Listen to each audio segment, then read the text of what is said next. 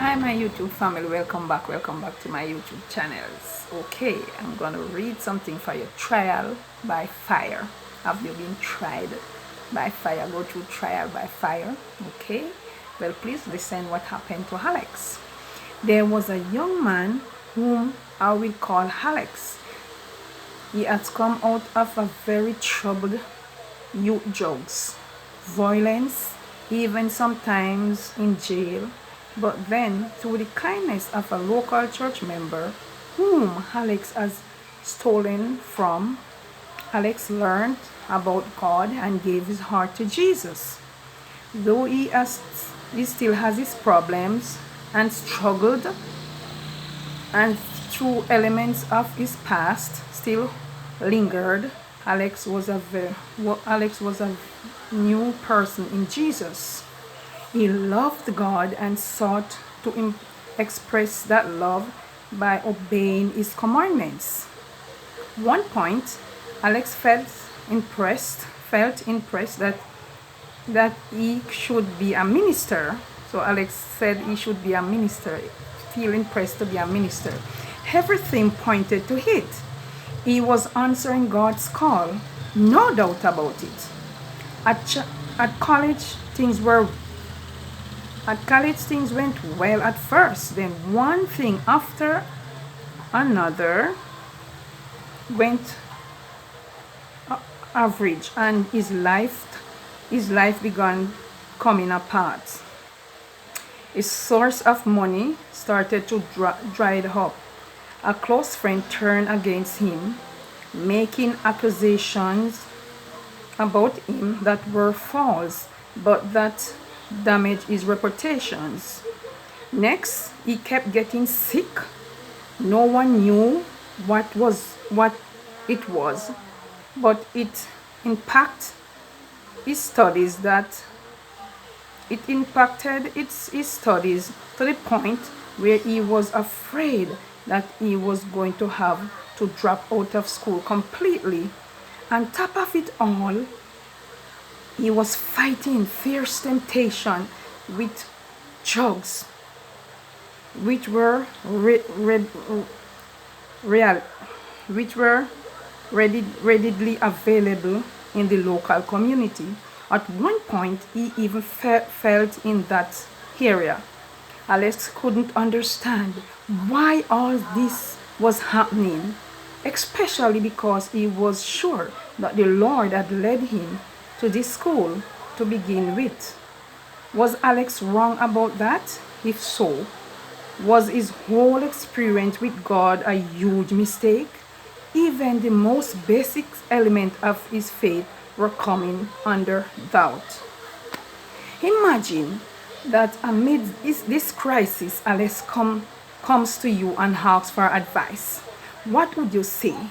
What experience of your own have you had that could help someone like him? What Bible text would you use? How helpful might the following text be in such a situation? Almost all who follow the Lord at crisis during which they have been tempted to doubt the Lord's leading.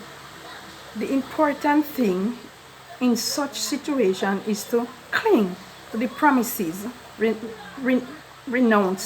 recount God's leading in the past, and pray for faith and endurance. The Lord will never give up on us.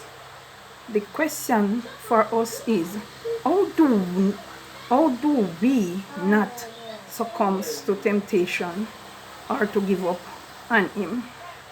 So Alex, as you hear this story, was a drug addict and a thief, but he broke into his neighbor's house. She was a Christian, and she forgave him and encouraged him and tell him about God, teach him about God, and he went to church, get baptized, and was doing well, went to college and was doing well, and all of a sudden money gets stopped coming, and everything just come crashing down on him. His best friend set him up, tell lies on him and set him up, all kind of bad things, and he get mixed up back in drugs. That's college and all kind of things to start happening. Every one of us, though we are Christians, we still go through our test. God tests us sometimes to see how strong our faith is and see how much we loved him. So every one of us have to go through testing, and then he got sick and no one couldn't tell what was happening to him. His life just turned into a mess, and they were asking, how comes he give his heart to God and he's serving God, and God sent him to that school and that is happening, and he said he did want to be a minister. So look at Job. Look at Job. Look what Job went through, the hard test that Job went through. But he come out as fine gold, because even his wife turned to him and said, though you curse God and die. And he said, thou speakest as one of the foolish women. You see, so in everything we all went through tests, and we all go through tests. Okay, so I'm gonna read Proverbs 3 I'm reading from verse 5. That's what Alex and all of us who going through temptation, who the devil throw things at us while we are here serving God and trying to do our best, and he throws all kind of sickness, all kind of ailment, and other people set you up, other people turn against who you trust, and so on. Let us read. Trust in the Lord with all thine heart, and lean not unto thine own understanding. In all thy ways acknowledge him, and he shall, and he will direct thy path. Be not wise in thine own eyes. Fear the Lord, and depart from evil. It shall be health to thy navel, and marrow to thy bones.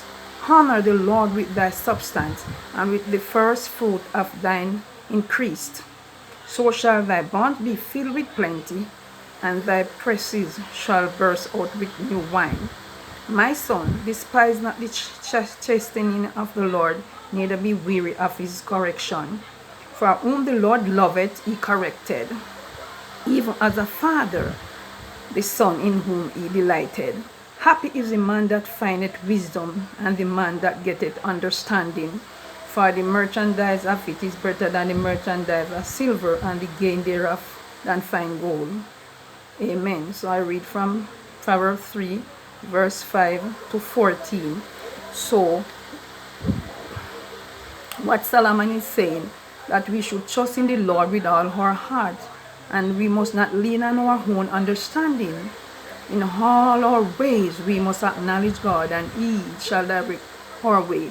So God will direct our way when we acknowledge him. Don't lean up on our own opinion. Trust in God, and he shall direct our way. And he said again, be not wise in thine own eyes. Fear the Lord, and depart from evil. So he said we should not be wise in our own eyes. And in all our ways acknowledge him, and he shall direct thy path. Be not wise in thine own eyes. Fear the Lord, and depart from evil. So we must fear the Lord and depart from evil. And we must not be wise in our own eyes. No, think that we know it all. We must leave everything into God's hands.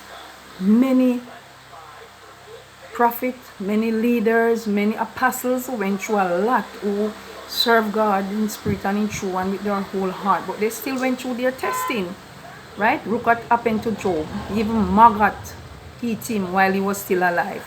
He was full of sore. He lost his 10 children, he lost his house, his cattle, everything that he owned went whoop. But he still did not give up. He was he was the richest man, and then he become a poor man, but he still trust God, and he still served God. He never ever blamed God for what he was going through. That's the faith God wanted us to have. Hello guys, hello my YouTube family. Happy Sabbath to you all Sabbath keeper, and all who doesn't keep the Sabbath same way, happy Sabbath.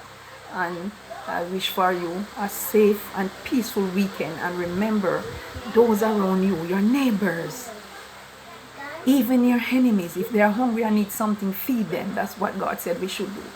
So try and do good in your neighborhood, okay? Over this weekend, remember the shut-ins, remember the elderly persons nearby, remember the homeless out there. You have homeless young people and little boys and girls on the street all around. Remember them as you drive along, and you can stretch your money to them, or if you can buy patty and drinks or a box food and hand to them. Even some homeless people sitting on the sidewalk, and the pays all around, begging, hand them something. Do good to others around you. It doesn't matter. God will be very well pleased with you. When Jesus was on earth, he looked for those people who are very unfortunate. So please remember them over the weekend. And Sunday, when you cook your nice rice and peas and chicken and fish, whatever, remember them also. Those who pass in your way, those you know